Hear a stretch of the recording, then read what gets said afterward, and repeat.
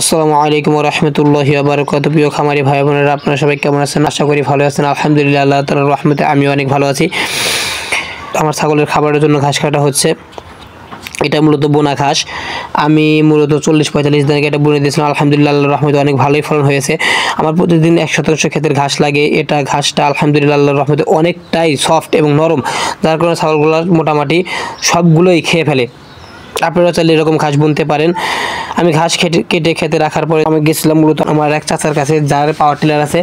আমি তার কাছে গিয়েছিলাম মূলত আমার একটা জমিতে চাষ দিতে হবে। সেখানে কিছু কাটিং লাগাবো এবং কিছু জায়গাতে আবার ঘাস বুনে দেবো। যেহেতু আমার কাছে এখন পর্যাপ্ত কাটিং নেই, যাওয়ার পরে দেখলাম যে এরকম টিলারটা রাখা আছে। বললো টিলারটা চাকা পাল্টাতে হবে, একটু দূরে সরানো লাগবে, একটু স্টার্ট দিয়ে দাও। রোজা থেকে এটা অনেকটা কষ্টসাধ্য ছিল। তারপর যাই হোক, আলহামদুলিল্লাহ, আল্লাহ তাআলার রহমতে স্টার্টটা তুলতে পারছি। এই জন্য আল্লাহ তাআলার কাছে লাখ লাখ শুকরিয়া জানাই। রোজা থেকে এমন কষ্ট কাজ করার পরেও যে আমি সক্ষম হয়েছি। ঘাসগুলো তারপরে সেখানে স্টার্ট তুলে দিয়ে আসার পরে ঘাসগুলো নিয়ে খামারের দিকে যাচ্ছিলাম। খামারের দিকে গিয়ে খামারে রেখে এরপরে ঘাসগুলোকে ছোট ছোট করে কাটছিলাম। ছোট ছোট করে কেটে ছাগলকে দেওয়ার চেষ্টা করি। এতে কি হয়, এতে ঘাসটা কম অপচয় হয় এবং ছাগলগুলো মোটামুটি আলহামদুলিল্লাহ সবগুলো ঘাসই খেয়ে ফেলে। আপনারাও চাইলে এরকমভাবে কেটে দিতে পারেন, যাদের মেশিন নেই। যেহেতু আমার মেশিন নেই, আমি হাত দিয়ে কেটে দিই।